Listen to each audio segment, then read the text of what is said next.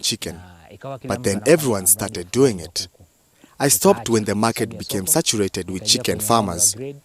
I then ventured into cattle farming, and that too caught on. So I decided to go into a business that was unique, and if anyone wanted to try their hand at it, they would require training to get specialized skills or knowledge before venturing into it. So I started butterfly farming. He makes around 10,000 to 20,000 Kenyan shillings per week from his little beauties, the equivalent of around 120 to 240 US dollars. In 1 month, he can make up to 40,000 shillings, which is around $480. The father of 4 is able to support his family and provide for them through the butterfly business.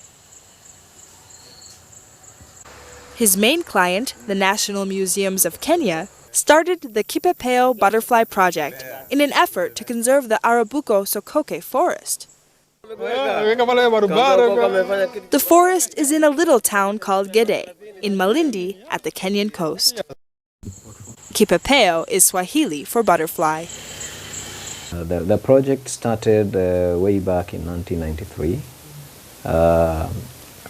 with the interest of wanting to help the local communities around the Arabuko Sokoke forest to kind of earn a livelihood out of the forest resource. The farmers catch mature butterfly adults in the forest and bring them back to flight cages on their farms. It takes 3 to 4 weeks for a butterfly to metamorphose. While the museum offers training, Abbas acquired his knowledge from an altogether different source. There was a friend of mine who wanted to rear cattle, but he didn't know where to start. He came to me and told me, "I want to rear dairy cattle. What do I do?" So I asked him, "What are you doing at the moment?" And he told me he is a butterfly farmer. So I told him I'll teach him about cows and he can teach me about butterflies. To date, he still rears cattle and I still breed butterflies. It can cost as little as 20,000 shillings.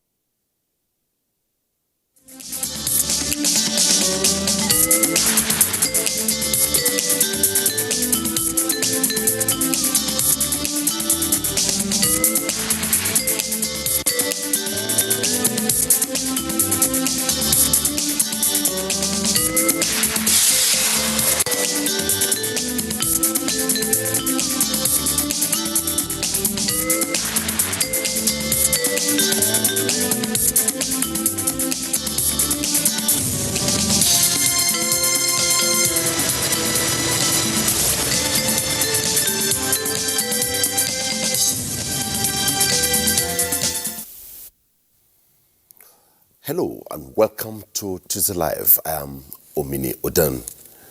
Today we shall be looking at the increase in electricity tariff and other matters, as well as proactive measures in curtailing the first case of COVID-19. Nigerians woke Friday to the news of the first case of coronavirus through an Italian man who authorities said arrived in Nigeria from Milan in the evening of Friday 24th and did not have symptoms when the plane landed. Since the incident, governments at all levels and relevant bodies have been walking the talk to curtail the disease. It is in line with this that an interministerial and multi-sectoral meeting on preparedness and response to the global scourge was held in Abuja. A meeting highly commended, given the proactive and synergy to protect people in Nigeria from the disease that has been a nightmare for many countries like France, Italy, Iran, South Korea, Japan and China, the burden country of the COVID-19. To set the discussion, we take this report by Rabi Abdallah. When the maiden meeting of the Interministerial and Multisectoral Preparedness and Response on COVID-19 was convened on the 31st of January this year, Nigeria was in a secured state from the disease. The agenda and focus of this follow-up meeting is therefore a more brainstorming one for obvious reason. Ministers of the line ministries and representatives of relevant agencies involved in the preparedness and response on the disease took turns to highlight efforts and challenges, with the Minister of Health, Dr. Osage Ehanire, driving the health component. Opportunity to assure Nigerians that the Federal Ministry of Health has been strengthening measures to ensure that an outbreak in Nigeria is controlled and contained. A multi-sectoral corona preparedness group led by the Nigeria Center for Disease Control has been activated at its Emergency Operations Center, and we work closely with Lagos State health authorities to respond to this case and implement firm control measures. We have control of our FRCM platform. We don't have control of the state platforms, and the state platforms are probably much more important for this kind of advocacy than the federal government platform. So please, we appeal to all state governments, and this is not political. This is about Nigeria. The immediate national investment, which we really want this honorable house to do or to address, the national stockpile of response commodities, the renovation and strengthening of treatment centers, digitalization of surveillance and contact tracing across the country. For the port health, I think there's a need to see synchronization or harmonization of the information from those who enter the country vis-a-vis the data that is being collected by NCDC. How do we track these people? What lies ahead is an action plan that identifies gaps where prevention, response, and containment of COVID-19 is concerned. At a news conference that preceded the meeting, the health minister reiterated that there is no new case of COVID-19 apart from the index case in Lagos. Curtailing the first case of COVID-19 in Nigeria, and that report by Rabi Abdullah set the tone for the discussion on the first leg of the program tonight. Tuesday Live is an audience participatory program. At some point, our phone lines will be opened, and you put your calls through, raise your concerns, and when the call is through to you, please turn down the volume of your television set to avoid the hallback or the echo. Also, you can join the conversation through our Twitter handle at Tuesday Live NTA. My guest on the first leg is Dr. John Oladejo. Dr. John Oladejo is the Director, Health, Emergency Preparedness and Response, Incidents Manager, COVID-19 Response Emergency Operations Center. Good to have you on the program. Thank you for having me. Now, the development quite disturbing, stunning globally, developments in the minutes, but our concern is Nigeria. Where are we by the minutes? What's the update on your way here? A lot of developments will have happened. What's the update? Oh, thank you very much. As a matter of fact, I will still, have to give us the antecedents.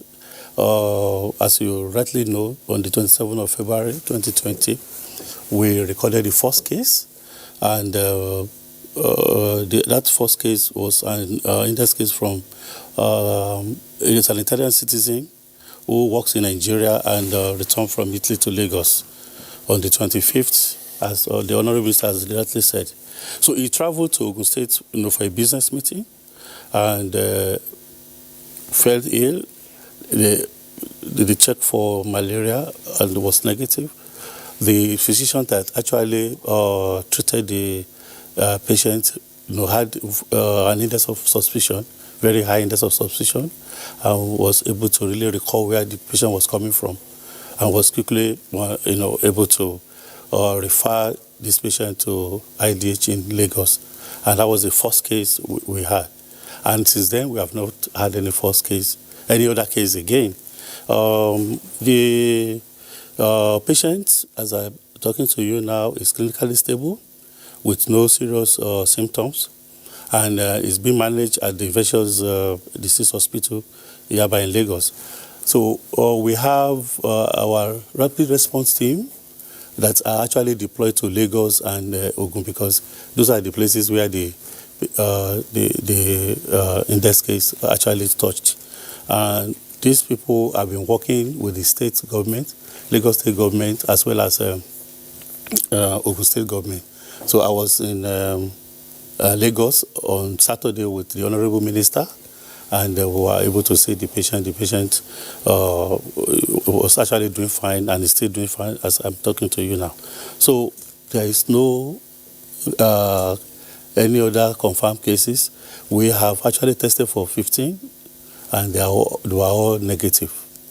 Okay, follow up to yesterday's interministerial meeting. A lot of issues were raised regarding compliance, Yes. preventive measures.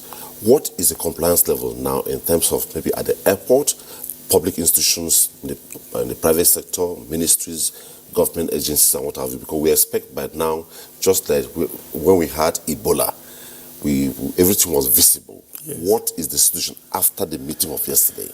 Yeah, it's just barely 24 hours now. Our team that are on the field, they still reported that they were having issues with some VIP. But during the meeting yesterday, we agreed that whoever that is not complying, we need to get sorry, his or her name. And the Honorable Minister of Aviation has actually taken it upon himself that we can send these names to him, that he will really take it up. Because if anybody that travels outside the country, they are always obeying the rules and regulations. So why not our own people here? So we are still talking to about this. We are still discussing it, and we are finalizing it, so that anybody that does not comply, we have the right to send the names to Honorable Minister of Aviation and to take action on that. By the last count, we have just 4 response centers, and there has been this call to increase it to 6, maybe 1 for each of the 6 geopolitical zones. Response. Are we up to date with that? Yeah, we have 6 response centers now, and they are all ready for any eventuality. In fact, we train all the health workers that are manning these centers about a week before we now had the first case, and they have been dispersed to their different stations, and they are really working very hard to ensure that there's no to ensure that there's prevention, and if there's any eventuality, they will take care of it immediately. As serious as this issue is, some persons seems to be try to kind of trivialize it, and the minister has said that steps will be taken on those who attempt to do in terms of mischief makers, those who spread fake news to scare people. Have we had cases of people being arrested or people being stopped to carry out such trends? Actually, we have not arrested anybody, but since the Honorable Minister has just announced that, we have not had any problem with such again. Initially there were news, rumors. We were able to investigate and arrest it. But since the Honorable Minister just announced that, I think everything has now coming down. People are now very careful on what they discuss, because the Honorable Minister even said, that there is a collaboration between the Minister of Information and Facebook. So if anybody send any fake information or news, the Facebook will just withdraw it immediately, which is a very good development. Being the manager of the director of the Preparedness and Response Center of COVID-19, what word of education will you give to Nigerians preventive and proactive towards warding off this scourge? Yes, containing this COVID-19 should be everybody's business, not just government, individuals, society, everybody. And the major thing is that you must practice hygiene. Make sure you wash your hand regularly, and you make sure that if somebody is coughing beside you, you have to be at least 1 to 2 meters apart. And another thing is that if you have anybody coming from all these countries where we have community transmission of COVID, that person should have what we call self-isolation and report back to a particular number, which I'm going to call very soon. You have it here? Yes, I have it here. So the number you need to call immediately is 080 097 000 10 to 10. So when you call that, I'll repeat the number again for emphasis. 080 0970 0010 to 10. So we have to avoid self-medication, and you have to follow the advice of experts. So these are the things we expect anyone to do. When you are coming from those countries where there's community transmission, like China and those countries I've just mentioned, that person, whether he's actually having symptoms or not, must immediately, contact us. Should not go to any chemist or any pharmacy to say he wants to treat himself. Must contact us, and then we'll take action immediately. What if it is discovered that somebody had the symptoms and tried to withhold without letting the public know? Oh, that is the reason why we are screening at all the borders. Okay. We'll be able to get hold of that person. We always get their phone number and their contact. And then we have contact tracers that call them every day, ask them how they're feeling, and ask them to take their body temperature.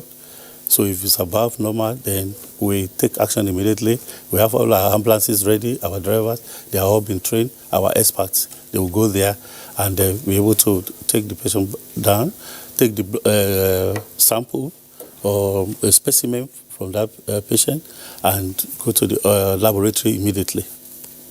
Well, for emphasis, the numbers just called are very, very important. And when these numbers are called, what are we supposed to be expecting? So can you call the numbers again for Nigerians to have it? This is a connect center.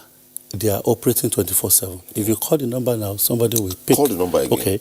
080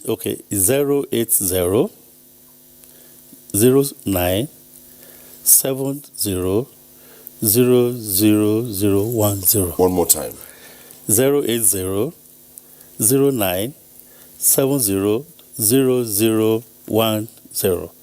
The call center is 24/7 since the beginning of this outbreak. Okay. When you arrived, we had a handshake, right? Can we shake it? You want me to shake it? Yes.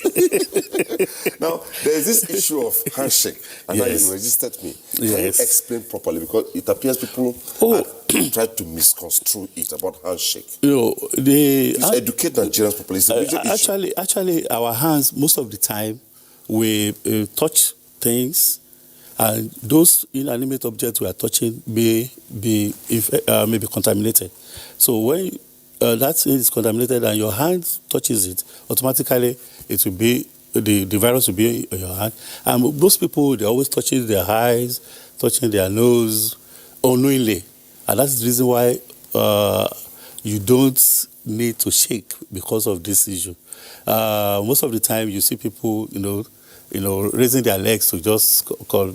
If you say the Honorable Minister and the Commissioner of Health in Lagos State, they actually did it when they met on Saturday, and it is a sign that please don't just shake hands because you don't know whether that person, has any of the viruses or any of the germs in the hand.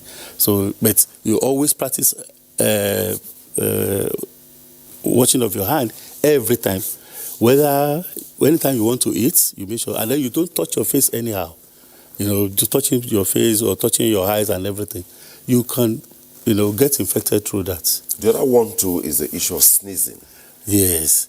When you want to It kind of sneeze, poses issues too. yes, sneezing is another way of spreading the any Does it any mean of that this virus. every attempt to sneeze is coronavirus? No, it's not. But just to be on the on the safe side, that if somebody is harboring or is being infected, not to infect other people. If you want to sneeze, you try to cover. If you have an handkerchief, it's okay, but tissue paper or salve paper will be very good, where you just sneeze into it and dispose it immediately. And you always cover your dustbin or wherever you drop it, so that this virus doesn't just move around anyhow. So it is very, very important we practice hygiene. Even for our respiratory system, it's very, very important. We don't just expose ourselves to that. Besides the World Health Organization, the European Union ministers in charge of health are planning an extraordinary meeting very soon.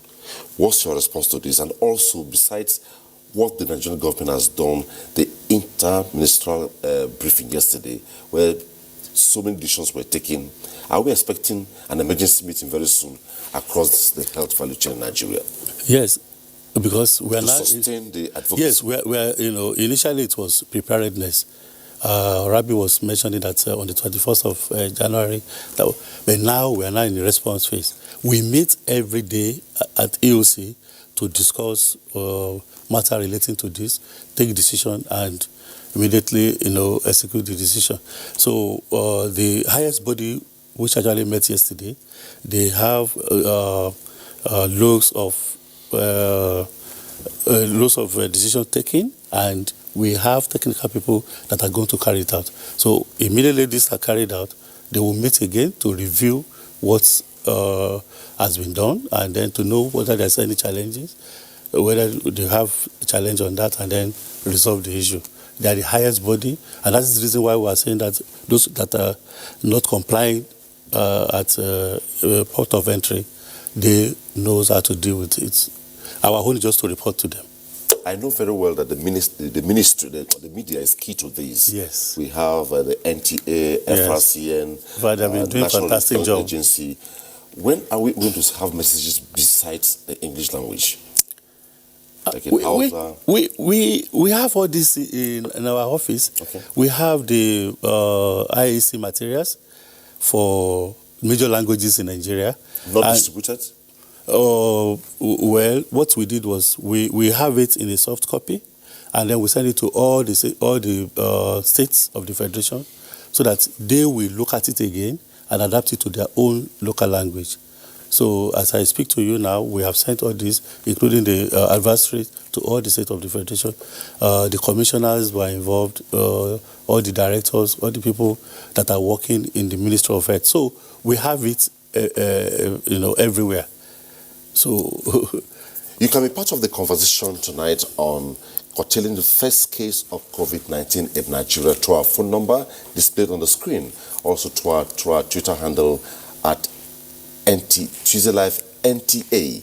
And the next question I want to ask you, Doctor, is what about schools, private and public schools, from the primary, secondary, tertiary level? Are the campaigns and the advocacy taking place side by side? Yes. The Nigeria Center for Disease Control just issued advisory on that too, that the school, that is the school principals, the headmistress and so on, they should embark on, teaching their wards and their students on how to actually practice washing of hand, that is infection prevention and control, and that there is no need for them now to be using mask, because we were told sometimes that some schools were saying that they should buy and bring it to school. So there is no need of that particular now.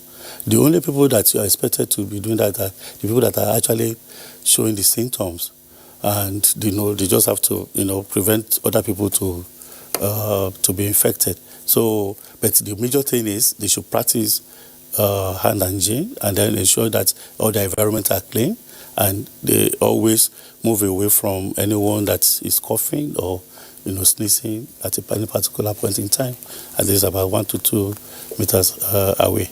Okay, the Lagos State Commissioner for Health, at about a few minutes to 8 this evening, confirmed to Nigerians that the Chinese national, until a few days ago, tested negative. Yes. What about the latest one in Abuja here? Okay. Can you give us an update? Yes, the latest was in Abuja this afternoon.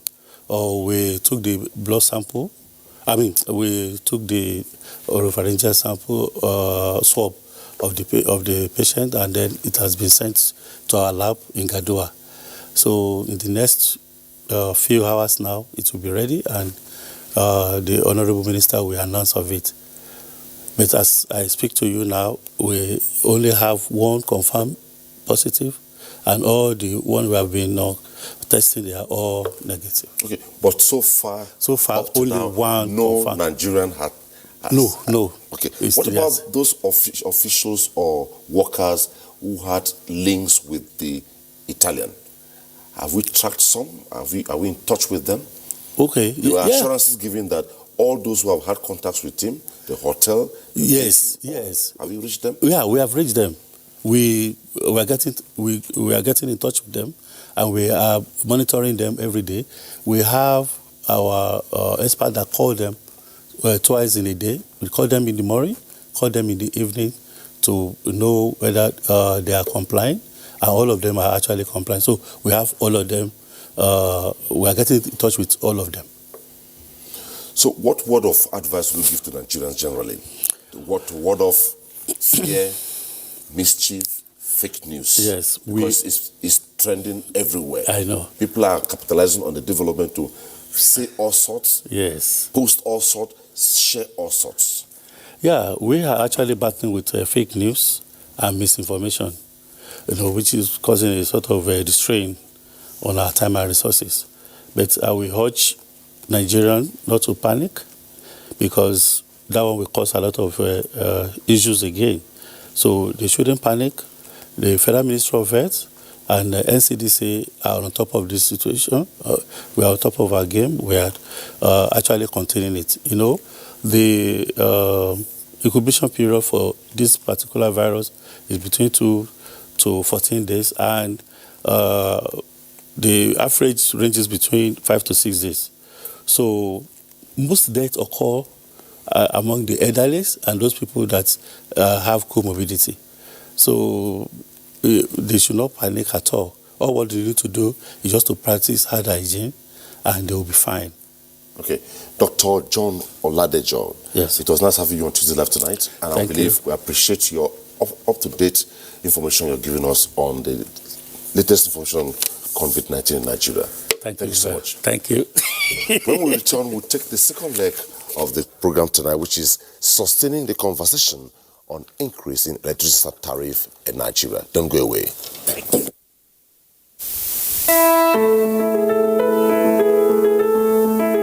All persons arriving from China or any country that has a major outbreak is advised, if they have no symptoms at all, to self-isolate, meaning that they stay indoors in their homes for at least 2 weeks. And if they develop any symptoms like cough, catarrh, sneezing, breathing difficulties within this period, to report to the nearest health facility. We're also advising all airlines to report any case of a passenger falling sick on board before the plane lands. That is a requirement in the agreement. Nigeria Port Health Services and Nigeria Center for Disease Control are on alert at our airports and other points of entry.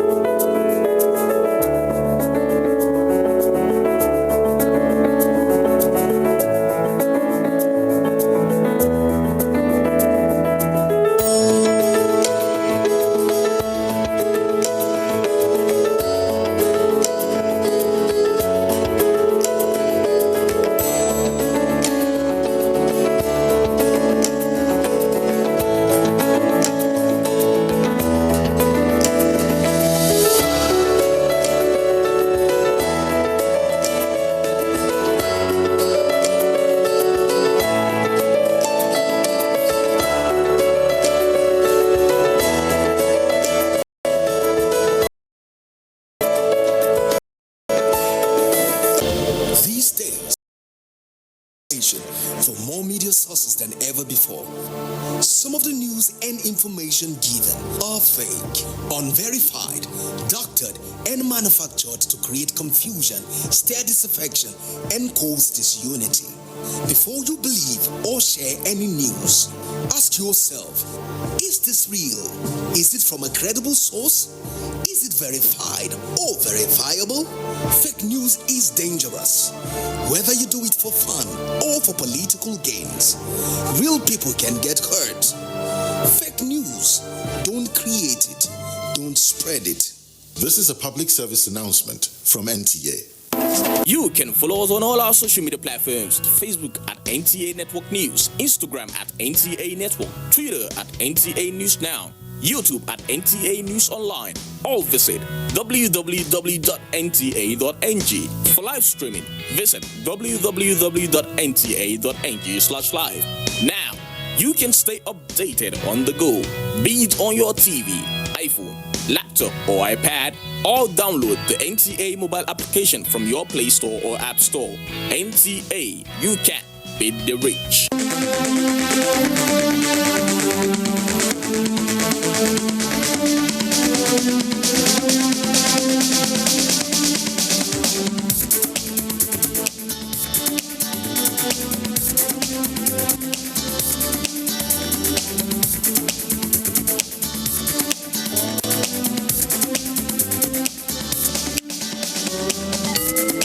NTA Tuesday Live, a network issue-oriented innovation talk show. Thanks for staying tuned on the program. And our second leg, we shall be looking at sustaining the conversation on increase in electricity tariff. A new electricity tariff approved by the Nigerian Electricity Regulatory Commission, NEC, is expected to take effect from April the 30th this year, for which the 11 electricity distribution companies DISCOs are to key in. There are, though, speculations that the envisaged increase is more than 50% and has raised questions that include: where are the prepaid meters that consumers are supposed to use to regulate their consumption, and outrageous estimated billings and believed to be empowering the DISCOs at the mercies of the consumers. On the other hand, are arguments supporting the increment that will, among other things, help in stabilizing electricity supply and resolve the problems of country's power sector. Other areas of concerns are on huge expenditure of government in capacity improvement across the value chain in the sector already privatized. The development that has given rise for calls for the electricity sector to be patterned like the telecommunications, where subscribers are investing greatly in the sector. But how much of education is done on the importance of funding? How well has the DISCOs kept with their words of providing meters for the populace? Is the April deadline set by NEC feasible? Answers and more after this background report put together by Hamza McCarthy. Over the years since privatization of the power sector in 2013, the customer has never been king and continue to be unhappy with performance by operators, despite commitments to service agreements and government huge investment on infrastructure in the sector. Most Nigerians contend with outrageous estimated billing system and lack of meter access. According to 2019 data from the National Bureau of Statistics, only about 3.4 million residential households connected by distribution companies are metered out of an estimated 7.5 million. The distribution companies, on the other hand, are not any better and concerned about energy theft amounting to billions of naira, unwillingness by customers to pay accumulated bills, corruption by personnel in their system, and other huge legacy issues inherited from the days of NEPA and PSCN. Distribution companies are the ones that will collect all the payment that will fund the value chain. from the gas suppliers up to the distributing company. So once the tariff is not set right, then you cannot have the correct pricing. And what that means is that you are selling below your cost. And there is no way that you can sell below your cost and you can also be in business. Other participants, like the GENCOS and TCN, equally share concerns of stranded power and inability of DISCOS to take a load, leading to huge revenue losses by the entire sector. Although the DISCOS continue to deny, gas suppliers too feel the impact for not getting paid as at when due. Generally, the value chain has a disconnect, and participants blame huge dearth of funding in the Nigerian electricity supply industry, resulting in slow-paced development of the power sector. There is blame game between the owners, the distribution companies, the generation companies, the transmission companies. Changes coming to the power sector cannot happen without adequate funding and management. It was to address the challenges federal government introduced power sector recovery plan to attain service and financial stability. Similarly, government injected more than 700 billion naira between 2015 and 2019 to address shortfall in revenue, aware robust electricity supply is guarantee for economic growth and stability of the nation. Recently, the ad hoc committee on power sector under Governor Nasir El-Rufai of Kaduna State says 1.7 trillion naira was spent by the federal government in 3 years to fund the sector. As part of ongoing national conversation in fixing the power sector, stakeholders are demanding the Nigerian Electricity Regulatory Commission to be more effective in carrying out its mandate. Sustain the conversation on increase in electricity tariff in Nigeria. That report put together by Hamza McCarthy sets the tone for the second leg of the program tonight. And you can be part of the conversation when our phone lines are displayed on the screen. Put in your calls, raise your concerns, and they will be addressed. Also, you can be part of it through our Twitter handle at Tuesday Live NTA. Also ask your questions, and when our calls are through to you, please turn down the volume of your television set to avoid a callback. My guests I have in Abuja, we shall also be going to Ibadan Network Center of the NTA. My guest, I have Dr. Sam Amadi. Dr. Sam Amadi is former executive chairman, Nigerian Electricity Regulatory Commission, NEC, and currently head of department, Property and Private Law Based University, President, Association of Law, Students and Economic Studies. Welcome to Tuesday Live. Law and Economic Studies. Okay, you're welcome. Thank you. Peter Eweso is the MD, CEO, Nigerian Electricity Management Services Agency, Chief Electrical Inspector of the Federation. Welcome to the program. Thank you. Prince Will Okorie. Prince Will Okorie is National President, Association for Public Policy Analysis and a Power Sector Analyst. Welcome to the program. Thank you very much. From Ibadan, we have John Ayodele, Chief Operating Officer, Ibadan Electricity Distribution Company.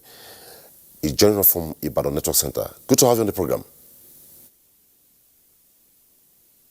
Very much. Okay, I believe he heard us. We'll join him as the conversation continues. Gentlemen, once again, welcome to the program. Sustaining conversation increase in electricity tariff in Nigeria. If you follow the conversation, you hear all kinds of arguments, lingo, technicalities. Before we go into it, let me start with Dr. Amadi. We hear so much about a word called MITO. MITO here means multi-year tariff order, and it comes year by year. So what's MITO, and where is MITO 2019 or MITO 2020? Thank you very much.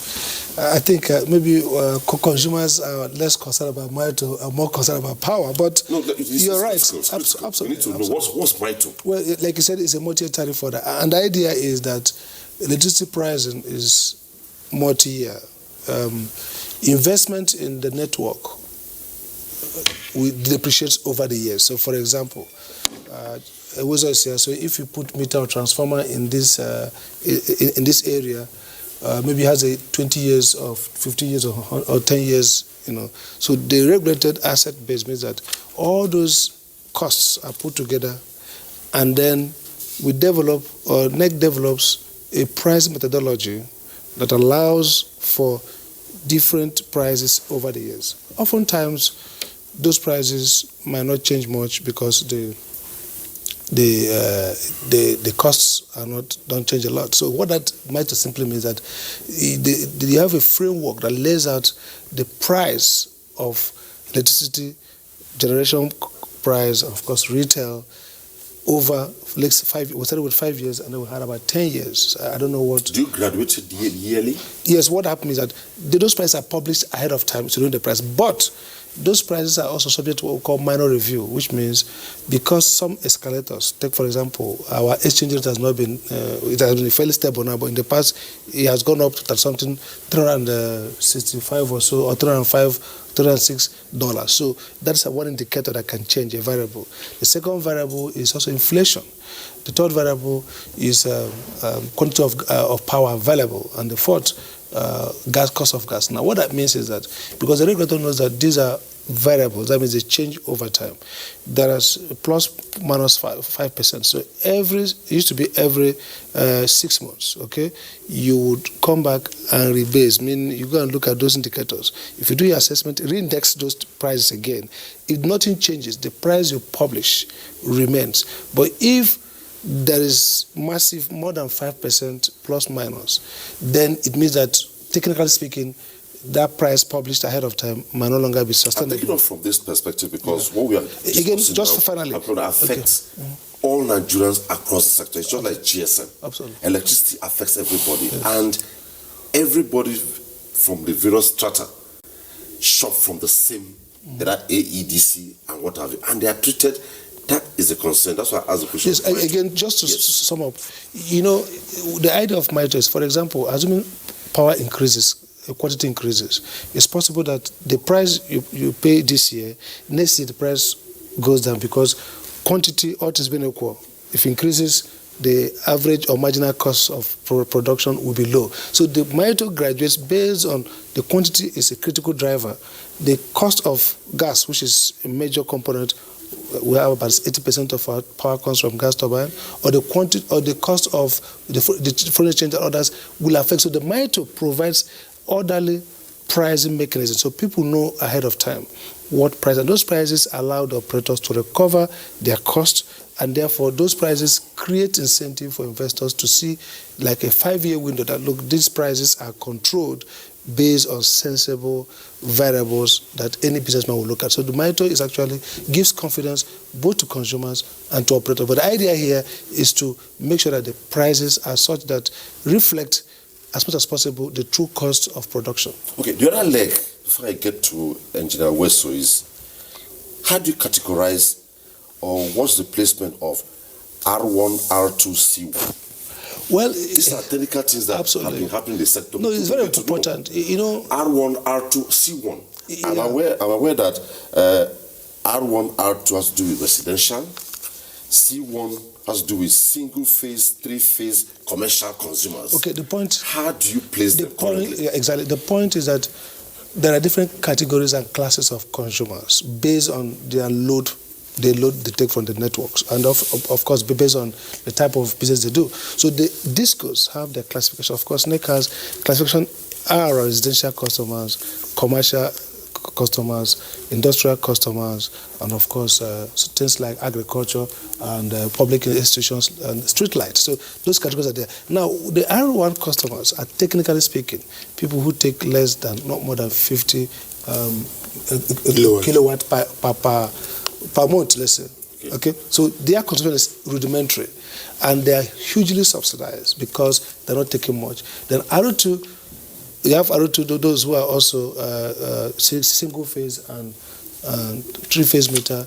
You have R3, depending also on some residential, for example, some people who are on dedicated transformer, low tension, high tension, dedicated to transformer. They have, so those prices are based on, ideally, on an assessment by the DISCO of your load. So if you're living, for example, most residential customers are R2 customers.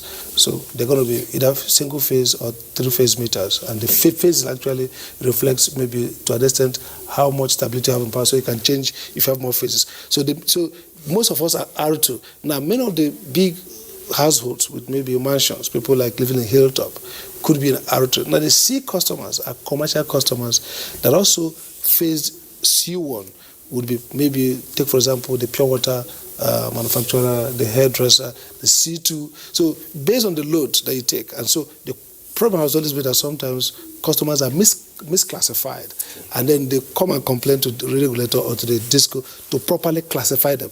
But all these are based on accurate energy audit that tells us what load they are taking and what devices you have in your house and what kind of power you are taking for the grid. So if you have just a fridge, for example, I think technically R1 will be, let's say, a few bulbs in a hut somewhere, maybe with a fan. I love your explanation. Let me go to Engineer Weso. Engineer Weso, you are the chief technical. I can't pick your designation, but already on. Yeah, chief. Let me emphasize. MD Nigerian Electricity Management Services Agency, Chief Electrical Inspector of the Federation. As critical as this discussion is, I want to ask you this.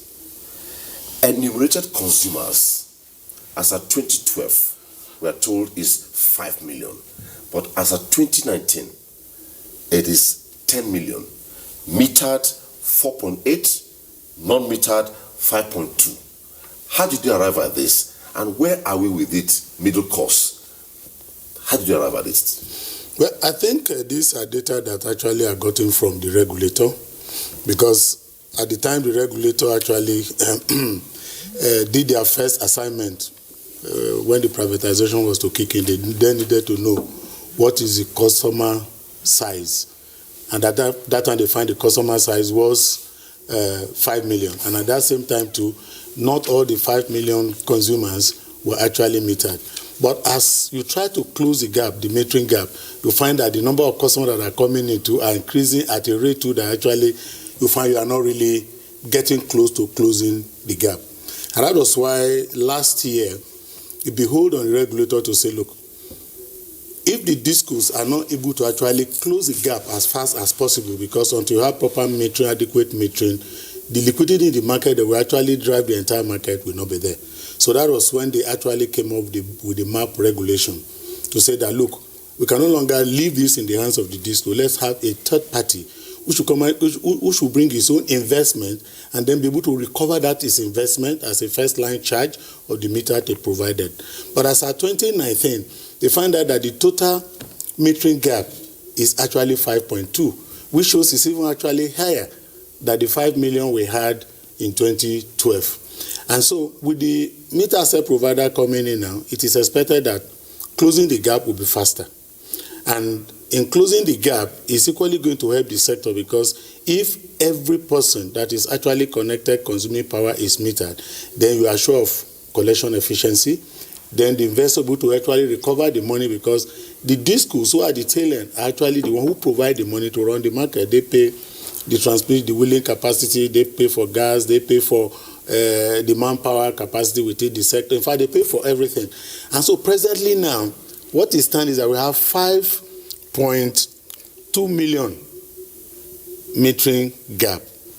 And so under MAP, the DISCOs have given us their projections, which shows that gradually from 2019 up to 2022, this 5 million will be closed up, and actually anticipating too that definitely at that time too, a lot of new customers will have come in. So a total number of metering statistics as at 2022 will be about 6.3 million meters, which as you are closing, you expect new ones to come, and then to take care of those additions that will come, that's why you actually have is over the 5.2 million that we have. So at where we are today is that the metering gap is being closed.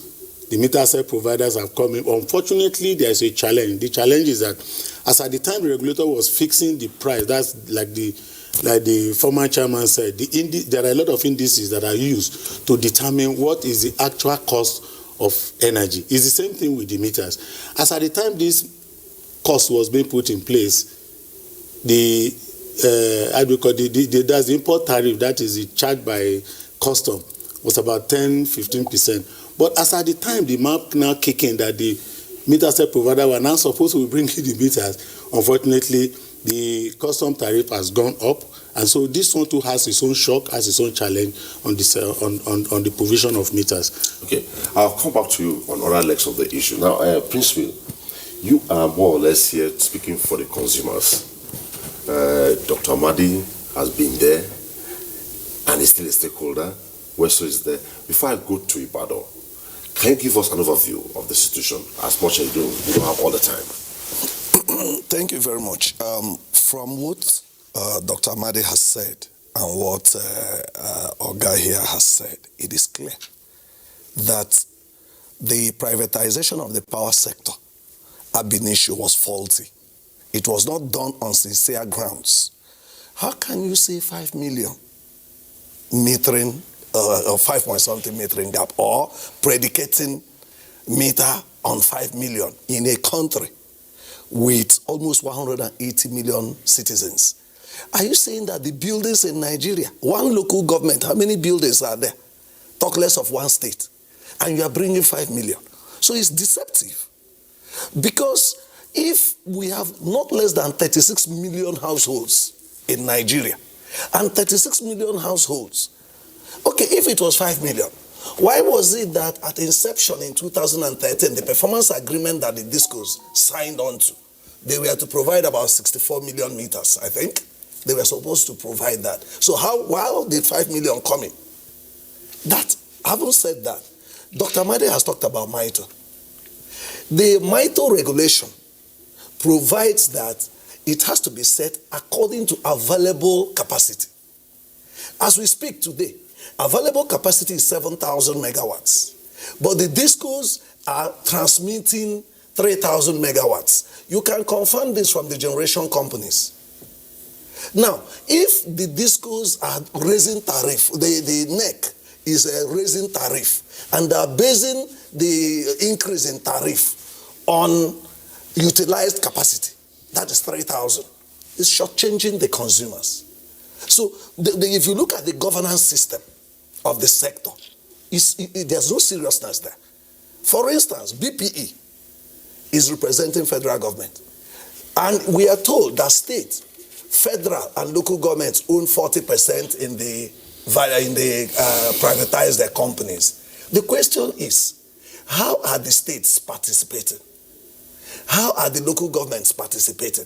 Then again, the question is, how was consumer enumeration done to arrive at 5 million consumers or households? If there was genuine enumeration, like I come from the southeast, the 5 states, they have 97 local government areas. In these 97 local government areas, no state there is less than 3 million persons. And these 3 million persons, no state there will have less than 2 million households. Now, if 2 million times 5 is 10 million in one geopolitical zone, the least geopolitical zone, then think about the north, think about the southwest, think about the south-south. So the governance system ab initio was not properly harnessed. Again, the consumers were not put into the picture properly. You could see what happens in the sector. Immediately NEC came on board. The distribution companies formed ANIDs, Association of Electricity Distributors. And the ANIDs are playing advocacy role in defense of the discos. But there is no consumer group. The government has not even found it worthy to say, look, because of social service, because of the relevance of the sector to social and economic development, government shouldn't see consumer protection issues in the sector as if we fund consumers is not proper, let them fund themselves. But you will look at the crisis in the sector now and look at the way the whole thing is going. If the consumers were organized and supported to play their role, they will raise issues. You can't just raise MITO. Look at, for instance, last week, NEC did consultation in the North Central at Merit House. How many persons were there? The North Central has Kogi. I think Kogi, Abuja is included. I think whether Niger or how many states are in North Central. But you could see in Merit House, not up to 100 persons were there. And you're doing consultation. Now you have local government councils, 774 local government councils in this country. How many local governments were represented in these consultations? Then you just bring a few persons at the center of the city and tell them it's consultation. But again, are the consumers educated? Like what Dr. Sam Amadi has explained here. How many consumers understand what MITO is? How many understands this R1, R2? Like if you ask Dr. Weso now, how have they related with consumers? Even INEC relates with civil society groups. The question we keep asking is, why is it that agencies under the power sector avoid civil society groups? At this point, let's go to Ibadan. Ibadan now, we have a disco there, standing in for the discos, where John Ayodele, Chief Operating Officer, Ibadan Electricity Distribution Company, is joining us tonight. You're from Dr. Sam Amadi, Engineer Weso, and Prince Will. What's the situation? Can you give us an update? Thank you very much. The key issue with tariff setting and others is a basic function embedded in the regulatory function of the Nigerian Electricity Regulatory Commission. But let me start with, as at the time the assets were sold in 2013, there was no enumeration done. We depended purely on the factors that were in the data room. And at that time, we all realized that the union and government were at loggerhead. So there was no due diligence done in the sector. So that warranted that as soon as the new owners took over, the first thing they embarked on was customer and asset enumeration. So some of the figures you are hearing today is coming out from the customer enumeration that was done. In Ibadan, we did our customer, we have not even finished, but we are almost like 98% on the end of the customer enumeration. We did it with the latest technology. So the question of saying whether there are 200,000 houses or 500 or 10 million houses does not come. Every land area where we occupy has been mapped on a Google map. And we have translated it to reality such that every meter we install today has a GPS position.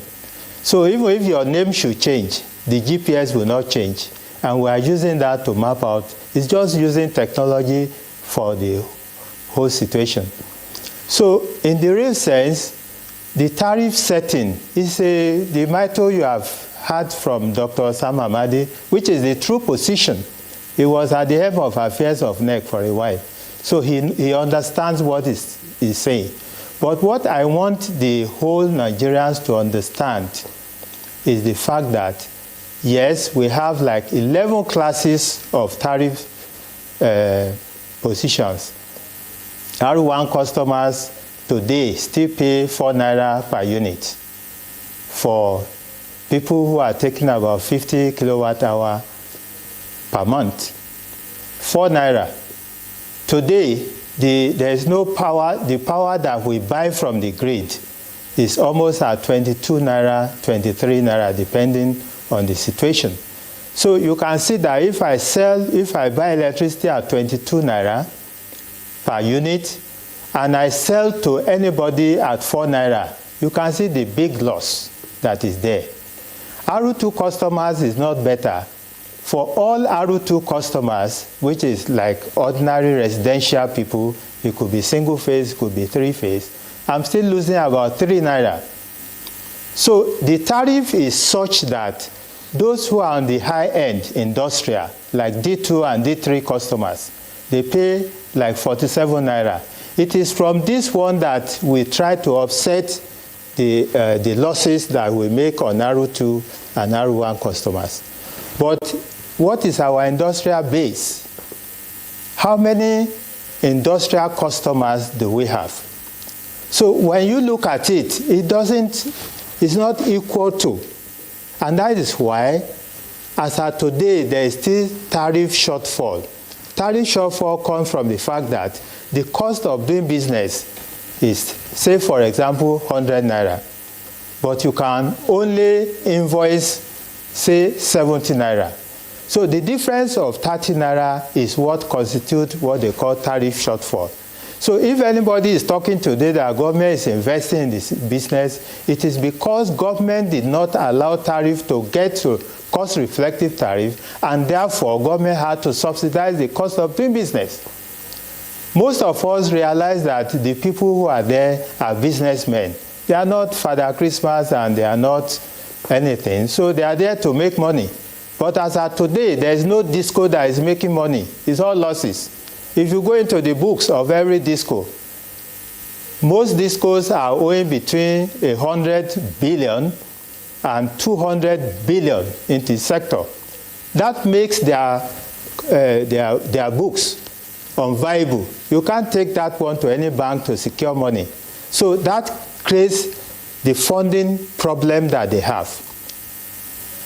Any disco that is not interested in metering is definitely not in business, because that is the only way you measure the consumption. The estimated billing to many, unfortunately, does not even pay discos. I'm telling you that no disco who depends on estimated billing will ever make it, because the tendency is that a lot of people are underestimated. While some may be overestimated, of course, those are the ones crying out. But a lot of people today, if you want to put meter in their houses, they will refuse it because they prefer the estimated billing. So the question we have on ground is that now there is MAP, meter asset provider. But like Engineer Wezo said, as soon as that one was created, a price was fixed, there was a change in tariff. And it's just what is going on in many places. The tariff has gone up, and therefore the people who want to do MAP have problem of clearing their goods. Before the MAP, it was 10% tariff. But now, today, as we speak, it's 45%. And there's no way to put that one into the whole situation almost immediately. And that is affecting the MAP program. In Ibadan. But let's take our first caller tonight. Our first caller is calling from Lagos, Yusuf. Hello, Yusuf.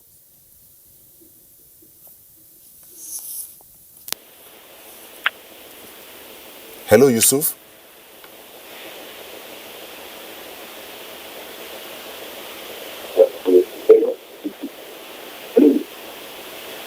Hello. Hello, Yusuf. You're on to Tuesday Live. Hello. We can hear you. Hello. We can hear you. Go ahead. Okay. I'm calling from Lagos. Go ahead, please. Okay. I would like to say on this. Hello. Yeah. Go ahead, please. Go ahead. Okay. I would say about the electricity tariff. About the electricity tariff. It is kind of like contractual Lagos law, and a kind of a mwahaha on these monotonous voyages. Well, Yusuf, we'll come back to you. Your lingo is getting to around the high side. We are discussing tariff, not mwahaha here.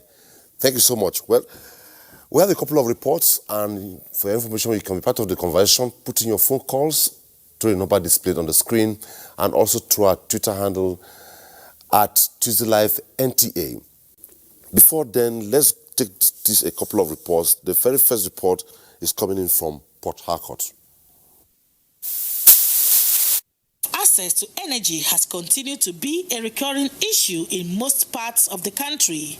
About 40% of the population does not have access to electricity, as the electrification rate in Nigeria stands at 55% in urban and 36% in rural areas. As the country grapples to generate, transmit and distribute electricity, the review on electricity tariff has become necessary to improve service delivery of distribution companies. We'll be talking about customer satisfaction, reduction in the estimated billing system, network expansion, stroke, rehabilitation. If you look at some of the network which was inherited from the Hitato PSN, some of them are aging. Of course, it requires money to rehabilitate those lines, and the money can only come through the fifth man in the value chain, which is the customer.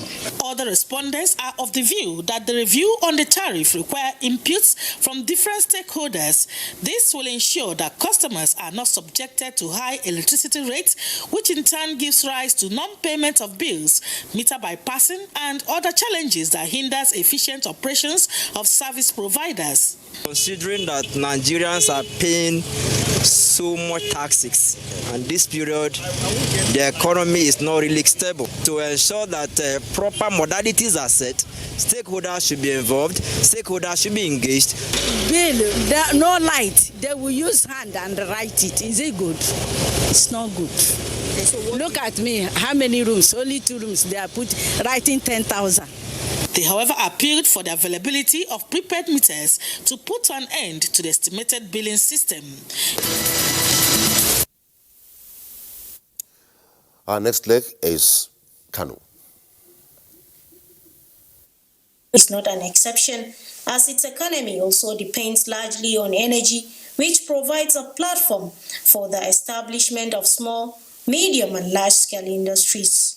Investigations, however, reveals that even with the privatization of the country's power sector and the introduction of the prepaid meter by the distribution companies, which is meant to bring some form of relief, people are still groaning under outrageous billing and incessant outage. 42-year-old Abdulaziz is among the many Kano residents who depend on power as a source of livelihood and is already apprehensive of the planned increase in electricity tariff. I'll not be really happy because most of us will even decide to allow them to disconnect our lights so that we'll be using our generator really, because it's even more safer for us, because it's not helpful at all really. Even if they bring a light, they are low current.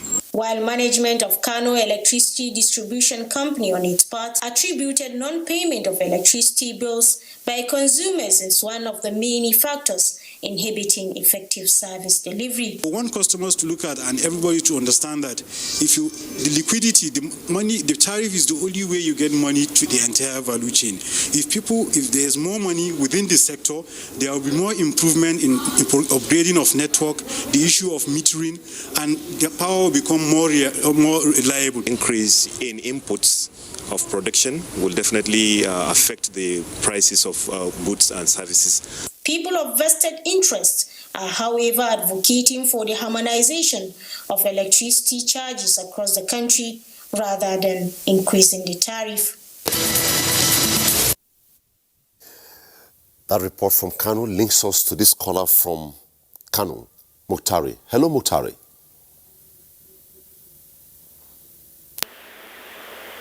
Hello, Muktari. Hello, sir. Good evening. You're on to Tuesday Live. Yeah, good evening. Good evening. This is a great opportunity which I have been ever waiting to hear from.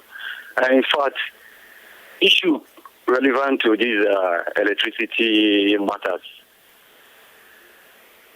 In fact, what the last speaker have just said, what the last speaker have just said is beyond satisfiable. Why am I saying it? He is not speaking to the thought of the common Nigerians, because this electricity problems has become a great problem.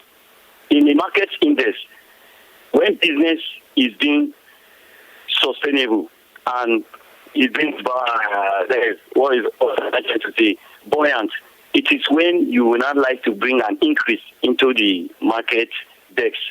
But in a situation of light matters, which is confronting Nigeria entirely, you could believe me that the commoners that are using this electricity are not even enjoying the light which it is being so-called being privatized for over some decades.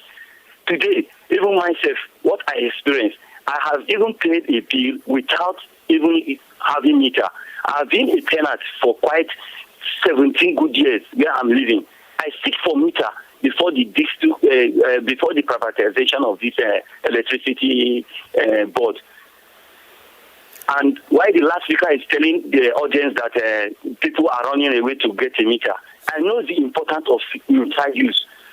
The bill which I've paid right today when the NEPA authority came to my house, because of the money they are generating, no board was even trying to access that money which they are even generating. Then they keep on making a flimsy excuse on Nigerians.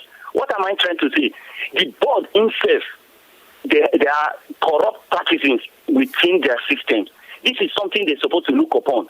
And also, what the first speaker has just said, Dr. Amadi, telling the Nigerians that they are trying to provide 5.2 million meters to Nigeria. How many are we in the society? Over 180 million Nigerians, and you are telling Nigerians that it's only 5 million meters you are providing.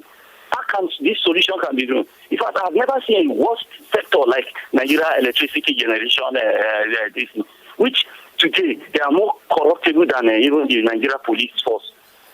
Please, in fact, if really they want justice to be done in that sector, they need to call on board both the common man in the street, so that it will also be a committee, so that they're able to hear individuals' opinion, how to move this sector forward. Thank you.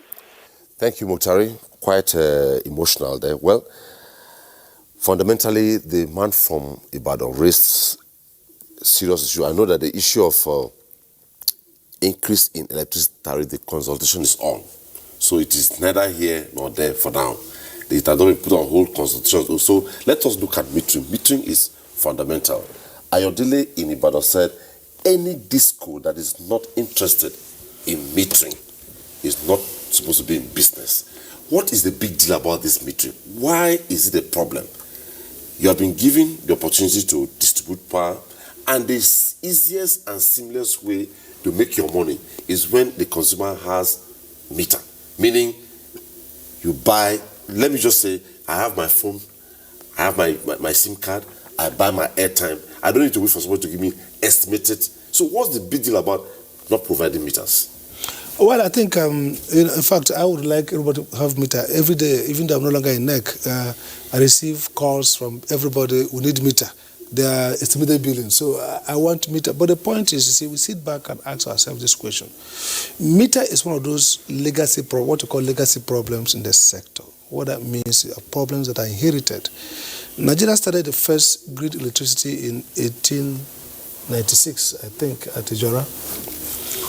Till 2012, when we had our first meter inquiry led by Bamidele Turu, which when I was chairman of NEC, that report gave us that metering rate was probably about 40% of consumers were metered. So we had at least 60% unmetered. Today, I think maybe the improvement could be maybe something close to 45 or 50 marks. I'm not sure. So what does that tell you? It means that even before you privatize, you had 60% of your customers unmetered. Now, what does that mean? It means two things, basically. It means financing. It means that somebody has to buy the meters and install them. So like Ewesu said, meter has a cost component, okay? Now, two problems. The man in Ibadan, Ayodele, experienced NEPA staff who is now, who went very high up, so he knows what we're talking about. Every disco ought to care about metering, because the way it can protect your revenue is that you meter your customer, so you can predict what your revenue is. Unfortunately, with huge unmetered customers, they resort to estimation, which technically rips off the consumer, but also can also affect discos in terms of loss of revenue. Because truly, there could be consumers, a few of them who may not be properly estimated. And that's why NEC, in their new capping, says if you're already consuming bill below the cap, you continue on that below. If you are more than the cap, you pay the cap. Okay, now look at the issue. The problem in the sector is that when we privatize, before privatization we had a problem of metering, but when we privatize, those who bought the asset gave a projection when they will meter their customers. That projection is not even full metering. But the point is that they needed financing. And part of that financing is that it's a double whammy. You have to recover that financing from tariff. Losses are high.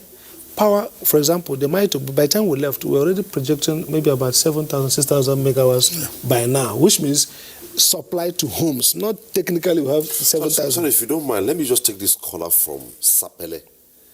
Daniel is calling in from Sapele. Hello, Daniel.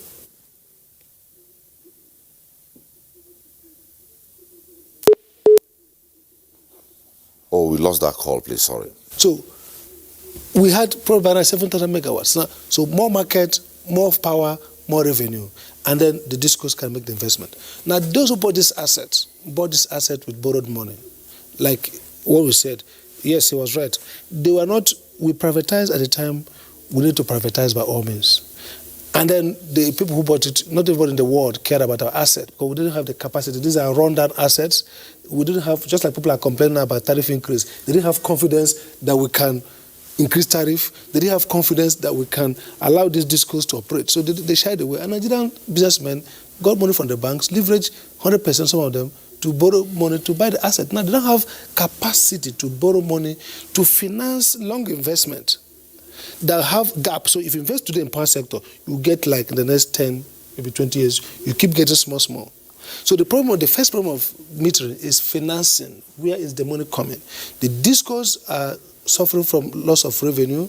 Today, the discos who carry the discos who recover the money, MBET will probably pay the generators.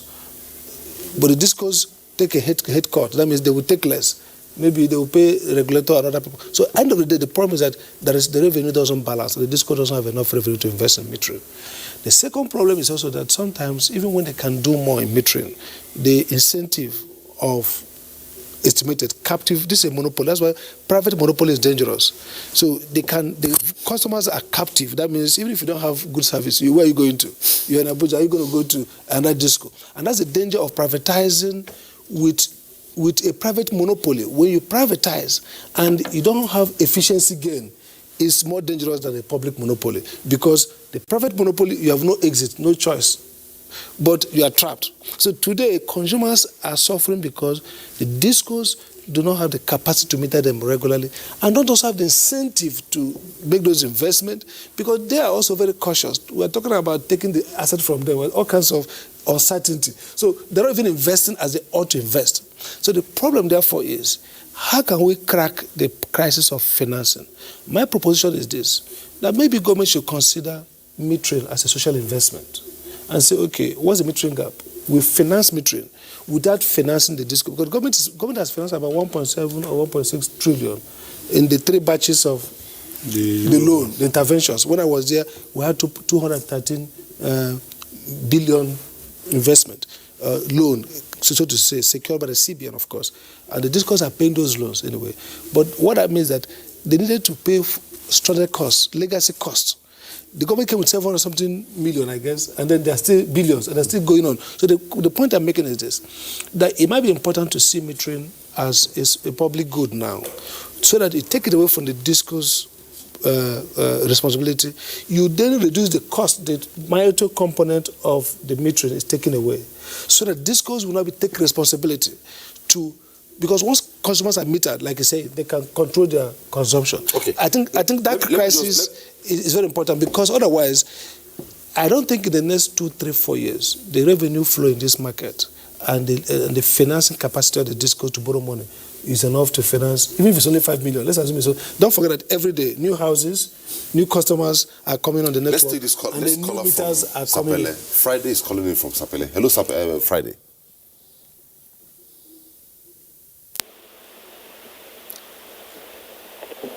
Hello, Friday. Yes. Go ahead, please. Yes, I'm speaking from Sapele Delta State. Go ahead. We are speaking about electricity. In Sapele Delta State, NEPAs are collecting, power holding companies are collecting money at the end of the month, and there is no light. We are not using light in Delta State. They only bring the light for 3 hours, and they will collect and they will interrupt the power supply. I want to ask, this light bill that they are paying, where is the money going to be? Because the people are crying every day. There is no light. So people continue to pay light bill in surplus data state, and there is no light. Why is it like that? Thank you, Friday. Njeweso, before I take the tweets, I want you to also respond on a different leg from the analysis given by Dr. Sam Amadi. What is the situation regarding those who have been supplied meters, those who are ready to get meters, the issue of meters being withdrawn? Were the meters not subjected to technical tests before being issued? When you say withdrawn, is it the one they are decommissioning? The one they are decommissioning, yes. I think maybe let me come through another angle. It raises a lot of concerns. Yeah, because like he said, actually, before now myself, I didn't know how enormous the cost of metering was until recently, when this tariff came in. When meter has actually been assessed, you say it's 37,000, the other one is 76. I will now find out that with this tariff increase, that means the one that is 37 really will be going to almost about 57,000. So you can see. But I think one good thing that the regulator has done, realizing that the DISCO were not solvent enough to be able to actually provide this meter because they were not providing, brought in the MAP regulation, which was a way to say, okay. MAP means meter asset provider regulation. So what this means is that since the DISCOs are unable to provide meters, let's give it to a third party who will now provide this meter, though it's still part of the MITO because the meter cost needs to be recovered. But this one, as somebody else is taking that responsibility so that DISCO can concentrate on other aspects of their job. But still, we need to know that the DISCO are still the one paying for the meter at the long run because this money actually is paid to the meter asset provider directly. But one of the challenges that we're having with metering, apart from the financial, is installation. You remember the last time we discussed, you know that you find out that even many Nigerians will be telling you that their meters are running because this meter being provided is not just for the consumers alone, it's both the DISCO. There are a lot of meters that can come into the system that actually you'll be consuming and the utility company are not even seeing what you are consuming because that's why it's a device that is a two-way protector. It protects both the supplier and the consumer, and that's why the testing of this meter is of paramount importance, so that you don't have a situation whereby you are consuming, you are not paying, or you are paying for what you have not consumed. So that's the challenge. I give you an example. Somebody has installed a meter in his house. He has installed it at the load end. The load end means where the power now gets to your house, you use it to drive all the facilities. Sometimes you are using your generator. When you're using your generator and you switch it on and your meter is at the load end, what you are generating, you are equally paying for it. And so that's why sometimes they say... Who does the installation? Is the electrician, the electrical contractors. They do the installation. That's why you need to call an expert who has been certified by NEMSA so that if there are challenges, you're able to look at it. In fact, the last one we did, we got a lot of callers who told us that they're going to check their installation and find out that actually they install it at the wrong place. Because you need to install your meter at the end where the supply is coming in.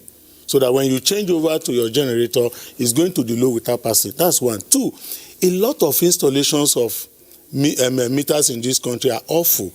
You use the wrong cable size, you use the wrong connection. Once you have connection, the losses we are talking about in the sector increases. When you twist wires together, and the current is jumping gap, the losses will increase. And this one too can cause a lot of meters are getting burnt.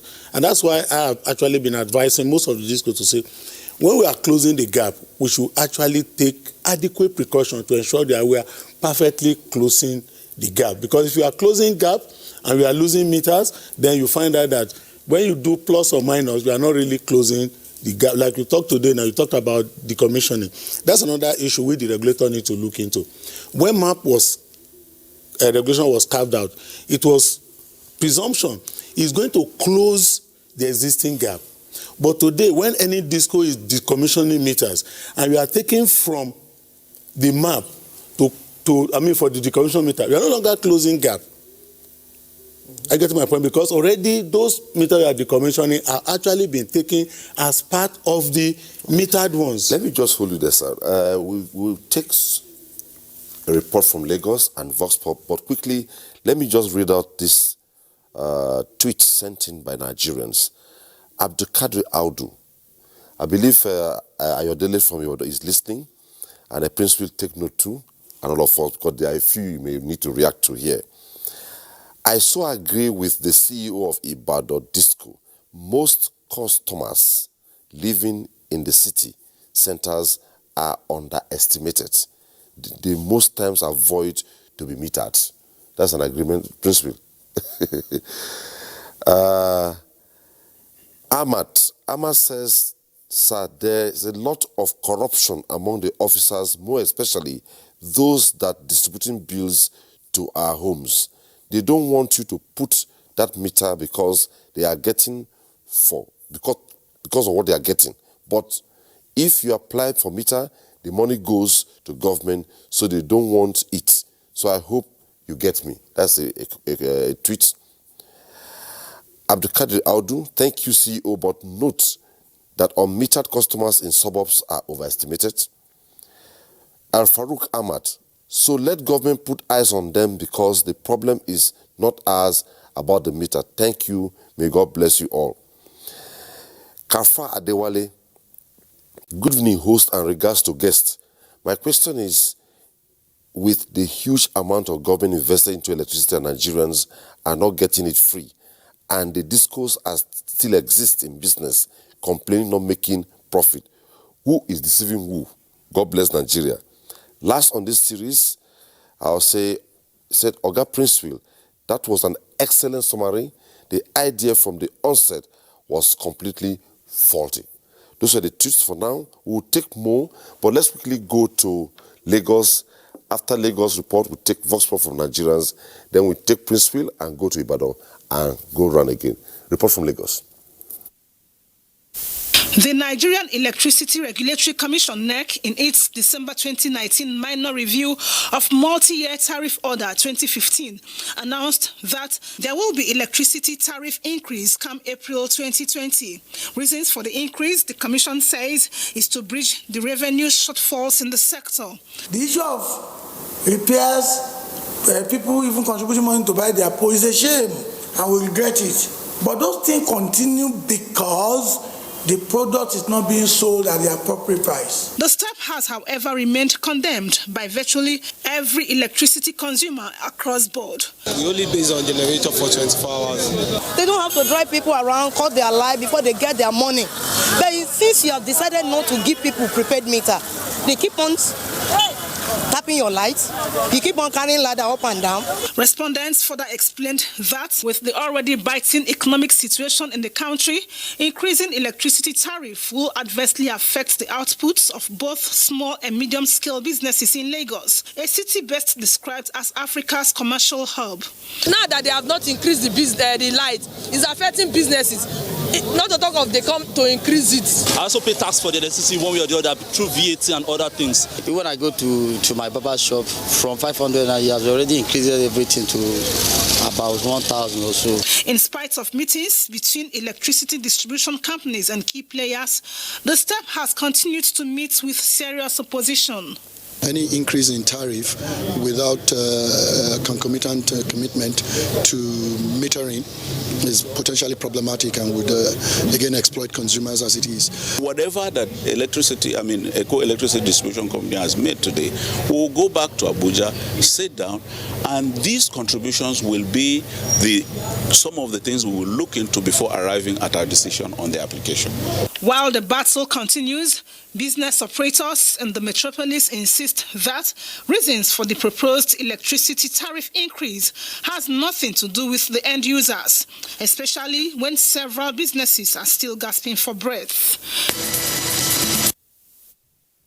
Well, that was a report from Lagos. Let's listen to Nigerians. We did a Vox Pop on the issue, and let's take a listen to what Nigerians said. The increment is not favorable to all because we are not seeing the light. If the light available and we will pay, we'll be happy in paying it. But for instance, when they give you a big bill and the DC light, and you will be forced to pay it, you'll not be happy. And if you don't pay, they'll come and cut your line. And the issue of prepaid. Initially, they heard that it's free. You apply. Later, they said you pay 30,000 naira for one phase, 75,000 naira for 3 phases. On that note, even when you go and pay online, you take them 1 month, 2 months for you to get this prepaid meter done. Issue of electricity in Nigeria is worrisome. Why should people pay for light that they are not using? There must be a constant light, and at least people should begin to enjoy, even though if they cannot give light 24 hours, let it be 18 hours. They will know that when the bill come in place, people are ready to pay. If you want to pay NEPA bill, some would like to take the issue of NEPA bill to be their personal business. Then will be cheating you and collect the bill. The meter issue that they brought, we're happy for that because the meter is good, but some still on that, they still use the meter cheating masses. Reactions there by Nigerians, and like we said, we can be part of the conversation through our phone lines and also the Twitter handle. Before I allow Prince Will and Ayodele speak, 3 more tweets here quickly.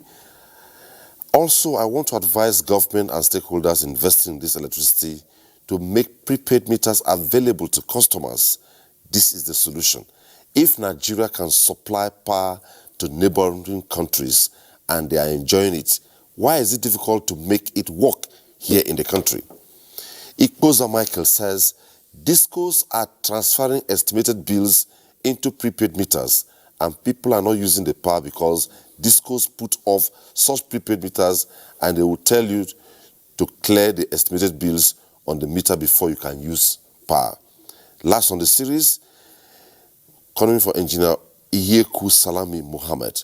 Good evening to you and the men in the studio. Let us tell ourselves the truth. Firstly, those who acquired the assets are not businessmen, rather people within the corridor of power that took the advantage of then administration. They are not genuine investors, but rather politicians. Reaction? I want to start from saying that the sector is not being taken serious. Nigerians are not really being taken serious. If you watch this country, Section 14(2)(c) of the Constitution says participation of the people in their government shall be ensured in accordance with the provisions of this Constitution. Now, if Section 14(2)(c) says that, and the NEC, if you look at the Electric Power Sector Reform Act, in most of their regulations, it said with consultation with the customers and consumers. But how many customers are really consulted? How are they educated? Okay, take for instance, the enumeration the man from Ibadan spoke about. Who did the enumeration? How can you allow just the disc alone to do enumeration? He will give you the figure that will favor him. Now, who monitors and who evaluates? Shouldn't there be a way of involving consumers? Take for instance, why not get the state governments? What is the Ministry of Power in various state governments doing, or Ministry of Rural Development? Can't they get enumeration of consumers in their states? Can't local government chairmen get enumerated figure of the consumers in their local government areas and now know the households that are metered and the ones that are not metered? Now, you cut off state governments, you cut off local governments, you cut off community associations, you cut off consumer groups. And you just sit down and just say you have done this and you want to force it down the throat of Nigerians. Remember, this nation is, democracy talks about justice, fair play, equity. And where you begin to deny citizens the right to participate in governance, you are not, it's no longer democratic. Okay, let me hold that. Hold on. Again, Constitution gave citizens a duty in Section 24. Section 24D says it is the duty of the citizen to participate in the development and advancement of the community where he resides. If I'm from a community and you come to my community every time to collect bills and collect money, but when it comes to decision, you don't involve my community association.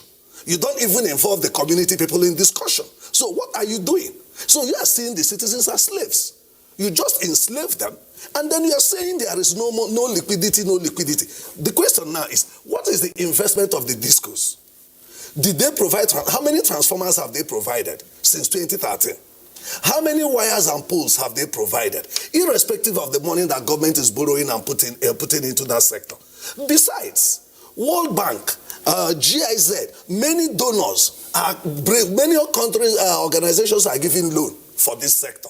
What is wrong in getting investors that have the money to come into the sector and help it to move? So if you look at the way the whole thing is done, I do not think that this sector, the way it is now, until consumers are taken serious, until this thing is taken like a major issue in the development of this nation. Don't forget the level of corruption. I give you one example. We are intervening for a community in Mbiri, in Mbitoli local government. I mentioned it the other day. This community had no light from 2014 to 2018, but they were made to pay 1.8 million outstanding bills. It was when we intervened. The DISCO said there is a security problem there. Which security problem? We said, have you told police? We had to go to civil defense. Got the civil defense, they invited them. It was the intervention of civil defense that now made them give light in March 2019. But between March 2019 and October 2019, the community has paid 2.60 million. And then they are saying they are now owing them 1.9 million. And they gave them bill as at October last year, 760,000. The people ran to me. And then we started petitioning. And when we started petitioning, it was then they now went to read the transformer. They never read that transformer. Please, let me hold you there. Because of want of time, let's go to Ibadan, get a perspective from Ayodele, then we come and we need to have a direct. The purpose here basically is, as much as we are sustaining this conversation, we need solutions to the power sector problem in Nigeria. And we have stakeholders like experts, some of them is here, and also is here, you're here, and Ayodele. So quickly to Ayodele, you have heard the reactions on tweets and even from the panel here, phone calls. The issue of metering, if I ask you, how fast can we resolve this in a few words? Because it's critical to sustainable distribution of electricity in Nigeria. Much. The mandate given by the regulator is that within 3 years we must close the gap. But like Eweso said, closing the gap is one. What happens to the obsolete meters that were hitherto assumed to be functioning but are not functioning? As we speak today, we have 147,000 obsolete meters that do not comply with today's technology. In fact, every 90% of fraudulent activities we discover within the sector had to do with these old meters. Apparently, even some of them, the vending machine that the old PCM was having in using to vend for those machines are even in the hands of some people. So for that reason, we need to change. In changing that, for 147,000 is costing us about 7 billion naira. That is money. Before that time, we had invested more than 8 billion in metering, yet we are nowhere. Anybody that looks at this thing, like Prince Will was saying that maybe we needed to involve people. It is the interest of the discos to do enumeration. You can't be dealing with electricity and you don't know who your customers are. You can't shortchange yourself on it. You have to just do it right because you want to know who are your customers, including the potentials you have in the system. And so the enumeration captures not just existing customers, but potential customers that will exist. And in Ibadan, we have captured about 700,000 new customers and potential customers. So that is giving us the average of how we are going to close the gap. But in doing that, we have some old obsolete meters that people are vending without we knowing about it. So we have to change. That's about 147,000, and that is costing us over 7 billion naira. which we have to change, but we are not going to pass that investment onto the consumers. Now, back to the issue of metering. You know, we operate what I would call capex regulation in Nigeria. Dr. Amadi will understand, even though sometimes they say it's incentive. But our capital expenditure per year is fixed, and fixed by regulation. So no matter what you want to do, you can't go beyond that. So that is another incapacitation that is existing in the sector. The other side of it, which is going back to what I think Dr. Amadi also said about the amount of energy available. There is this misconception, and I don't know where it's coming from. Oh, you will have 7,000, we have 8,000, we have 13,000. To us, it's not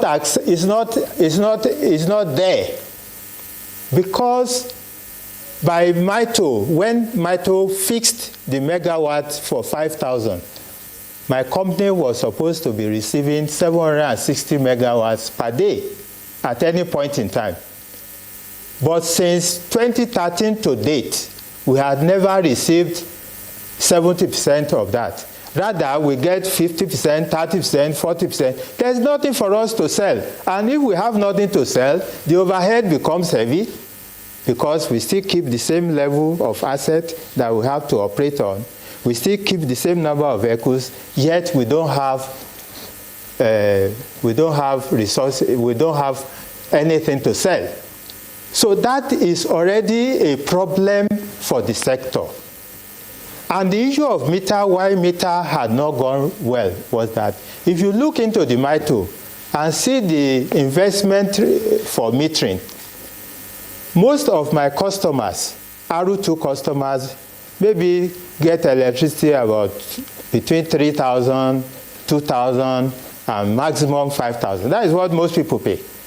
So let's even take the upper end.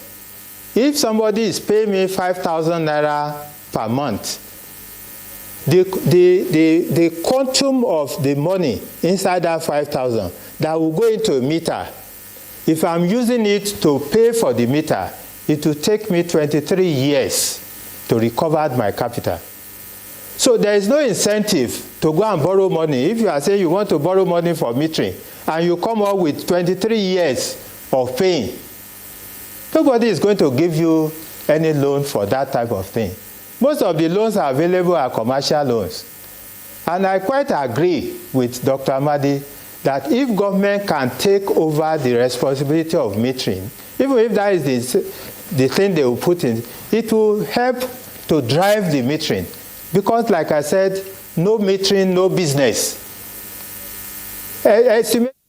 Ayodele, just one word before I come back to Abuja. One word before I come to Abuja. I believe he's not hearing me. Now I'm back in Abuja here before I go back to them. Quickly, before I take on the way forward, because I have a few minutes. Kola Wole Murele says, if they want to increase the tariff, we don't care. Give us 24 hours light. That's all.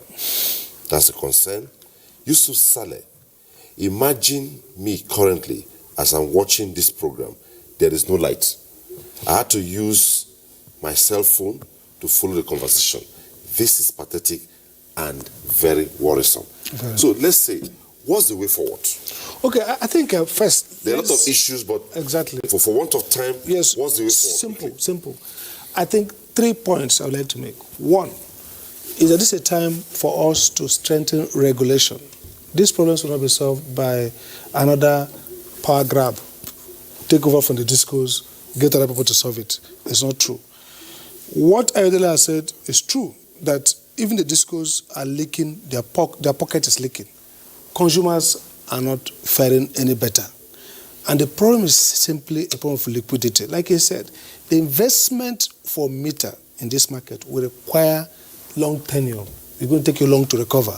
And only those who have the money can make that investment and make it on a bankable environment, knowing that things will be okay. Today, our investment climate is risky. Our regulatory certainty is not too guaranteed. You're not going to get this kind of investment, long-term investment. So what can we do? I think three things. One, like I said, regulators should be helped to be much more, active and provide leadership. For example, the area of trying to cap estimation is a way of helping complaint from consumers. The kind of complaint that Mr. Okori has mentioned in terms of governance, consultation, those are things the DISCO should take seriously. When we are there, we tried our best. We did a lot of consultations across the states. They should do, I totally agree with you. In the US, the experience shows that wherever there's more consultation, what we call the consumer democracy, when operators are faced with democratic engagement by consumers, they become more efficient. The prices are lower than when only the operator is talking to the regulator. And that's why the design of the regulatory process is more like quasi-adjudicatory. The interveners are there, which are the consumers. But the government needs to increase the capacity of consumers to be strong interveners, so the regulator will be fair to them. The second proposal I'm saying is that maybe this is a time for us to now deregulate, liberalize regulation. What I mean, NEC may now be allowed to do transmission, grid regulation. Let states set up public, like the US, public service commission, whose job will be to regulate the DISCOs. Why is this important? For example, he's talking about replacement of meters. The DISCOs should be making investment in the network day by day. But those investments can now be put back to the tariff. The kind of engagement that is required may have to happen at state levels. For example, why should Ibadan not be able to replace those meters and then go to the regulator and make a rate case and say, we need extra money in 3-4 years? The regulator talks to the consumers, because this power sector has to be solved one way. You have to inject financing, and that financing cannot come except there's a way to recover them. So I would argue that going forward, I think it's wrong for us to have one regulator, NEC, running consumer services regulation in all the country. As a long-term solution, maybe we should look at NEC like in the US as FEC, Federal Electricity Commission, whose job is to do with transmission, gas transmission, inter-region, grid. And then services at the states are left for the PSUs, the State Public Service Commission. Why is it important? It's important because in Imo, for example, the case might be different. So the governors can even make investment to support those metering gaps, infrastructure gaps. Then the state electricity regulator can have the capacity to engage with the consumers. We need to open up this system, liberalize it, decentralize it in a manner that the grid can be centrally managed, but the service component, the distribution mainly, can be regulated at the level of state. That would be the way to open it up to more investment, to greater engagement between consumers and the operators, with local regulators approving investments that may be done from time to time with increase of tariff. Let me say it further that I think that whatever we do, we shouldn't force, we should allow NEC to supervise tariff review from time to time, because ultimately we need investment. And if we don't have that regularity, it can quarrel with operators and consumers, but NEC, the investors will be happy to see a system where the regulator and not the government is engaging with the operator and the consumer. It gives them his confidence that whatever happens, if they're not happy, they can go back to the regulator, and the regulator can make a case. So, but each time we hear ministers or other political appointees make statements about maybe we'll take off from the DISCO, we don't give DISCOs, it creates a lot of uncertainty. So I would argue that this is a dispute that must be resolved between consumer. NEC should improve consultation, governance, credibility, with especially consumer groups. The operators need to be forced to do more. But ultimately, we need to put finance into the sector. Okay. And government can do it. It must come from the consumers and the investors. Consumers need to have confidence. And if you get greater regulation clear to the people, you'll be able to get consumers to accept. Let me get your perspective. Thank you very much. I think when I'm looking at it from the angle of ensuring that we have the right meters, the right type, the quality and the accuracy, because that will go a long way to ensure confidence, because the apathy that you have between DISCOs and customers in terms of estimated billing is equally there in terms of a bad metering system, whereby you have that somebody has been installed a meter, maybe he's been using a meter type before, like he said, he want to decommission. is paying 5,000 naira maybe for even 1 month, but suddenly a meter has been changed. And the meter is changed, is dispensing more than what it is. At the same time, too, just like he said, a lot of advocacy. Some people, for example, don't even know. You are having power supply for 3 hours before. You are paying 2,000. But now you are having power supply for 9 hours, 12 hours. Definitely your level of consumption will increase. That's one aspect. The second aspect is that we must ensure proper installation of the meters that are being deployed. Because if you deploy if you close the metering gap today and the meters are not well installed, you find they will cave in, and at the same time you don't have them. And that's why we actually have been advocating to say that people should watch the type of meter they put in their houses. For example, if your meter, for example, do not have a seal of NEMSA on it, it has not been tested. That meter is actually fake, and you cannot guarantee the quality of how that meter will actually function. That's one aspect. Then the other aspect too is that the discos stroke the consumers and the customers definitely need to have a midway of how they meet. It's this question of one standing on his own, I'm right, and the other one, it can't solve any problem. I think all stakeholders need to come to the table and see the point of the other person so that this can be properly dealt with. It's because somebody say he's already have a cap on what he can spend in a year. Once he spend up to that level, he won't spend any other money. So, and this meeting really is capital intensive, and we then needed to make sure that it's done. Proper earthing of houses. I will say again too, if you don't have earthing in your house, like we've discussed before, even when your house's appliances are not on, your meter will read when there is a short circuit, there is a leakage in the house, because the meter sees it as a virtual load. So it's just a whole lot of things needed to be done in the sector to make sure that actually we are doing the right thing, and the consumers too should help by making sure they do not continue to do unwholesome activities. Somebody will go and tamper with the meter. For example, now they install meter in your house. Somebody will go and remove the neutral and then use the app to do it. The man is not consuming power, but the utility company is not getting. So it requires a lot of re-engineering the metering system so that adequate financing is done and proper revenue is coming to the sector, and then it can then pay for the entire now, before I go to Prince Will, these last two tweets, because they have talked on issues of corruption, we have not had time to discuss it. Samson Shiru says one of the major problems both the customers and discos are facing is internal corruption. There is high concentration of corruption in the internal structure of the discos, and until this is taken care of, even the investors will hardly gain. Yeah. Karfa Dewale, to Mr. Yodele, he should not just base the income on 5,000 naira monthly. Was the meter given for free? I paid nothing less than 30,000 to 40,000 naira before I got the prepaid. God bless Nigeria.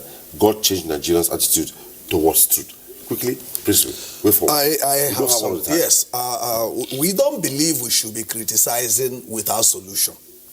In the first place, the association I represent, we've initiated 2 programs, which, by the grace of God, the current Minister for Power has agreed that we should collaborate with National Power Training Institute to run some training programs for consumer groups, for them to be able to, because NAFTIN is set up to train manpower, skilled and unskilled in the power sector. But they have been concentrating on engineering aspect without looking at consumers' perspective. And Section 80 and 81 of Electric Power Sector Reform Act is on consumer protection and licensing performance standards. And those standards, consumers need to know them. Consumers need to know about Customer Service Standard of Performance for Distribution Companies, 2007. If they know these 2 things, discos will be careful. But what we see happen is that the regulator don't even want consumers to know this. And when they give the enlightenment to discos only enlighten you on how they will collect money. They are not enlightening the consumers to really know their rights. So I believe that consumer education should be taken to NAPTIN to be done. Let the government support NAPTIN for us to do this with them. That is at the community consumer level. And we are looking at consumer education in the electricity sector as corporate social responsibility. Banks are there. Oil companies are there providing electricity, which the discos have been set up to do. But if there is proper coordination, it wouldn't be that way. Secondly, looking at the SMEs, almost all the SMEs in Nigeria today are running with generator. Now, we've met with Smidan, and we have a program with Smidan now, where we will look at leadership of SME groups to develop their capacity to understand their rights as consumers, so that you don't just become an association and your members are suffering exploitation, suffering lack of power, and you are not doing anything. Thank you. And you go and say, bank, give loan to SME. Bank gives loan to SME. 80% of the money they would have used to pay back goes into generator. Okay, so with Smidan, I'm coming. Time. Yes, I'm concluding. With Smidan, we are trying to do that. But finally, the independent electricity distribution networks that we are licensed by NEC. Take, for example, there is PIPP. Listen, I have to hold it, I'm afraid. Let's go to Ibadan now. Mr. Olede, just one word. What word of real assurance do you have for Nigerians? One word, no time. Just give me 1.5. But actually what I want to say is that it is imperative and is the function of NEC to review tariff from time to time. It is their responsibility. We have missed tariff for more than 6-7 times. That is why this pressure is on the tariff. But what I ask Nigerians to do, if there will be tariff review, what will the operators, Gencos, transmission company, discos, what will they give Nigerians in return? That is what we should be asking for. If we are going to change our tariff, what are we getting in return? And make the operators to sign in that if you change this tariff to this level, this is what we will give you in return. That is what we should be demanding from the discos. Ayodele, Chief Operating Officer, Ibadan Electricity Distribution Company. He joined us from Ibadan Network Center. Thank you so much for being on Tuesday Live tonight. And back in Abuja, let me quickly say we had it so good. We don't have all the time, but we have tried our very best to get to where we are. Prince Will, National President, Association for Public Policy Analysts and Power Sector Activists. Thanks for having on the program. Thank you very much. And always a pleasure having you would have given me more time. Weso, MDCO, Nigerian Electricity Management Services Agency, Chief Electrical Inspector of the Federation. It was nice having you on the program. Thank you very much. And last but not the least, Head of Department, Property and Private Law, Based University, President, Association of Law and Economic Studies, and former Executive Chairman, Nigerian Electricity Regulatory Commission, NEC, Dr. Sam Amadi. Thank you so much. Thanks. And to those who sent in tweets, well, thank you so much for your tweets. For those who called, thank you for your calls. Well, that's it on Tuesday Live tonight. On behalf of all of us, thanks for watching. Bye-bye.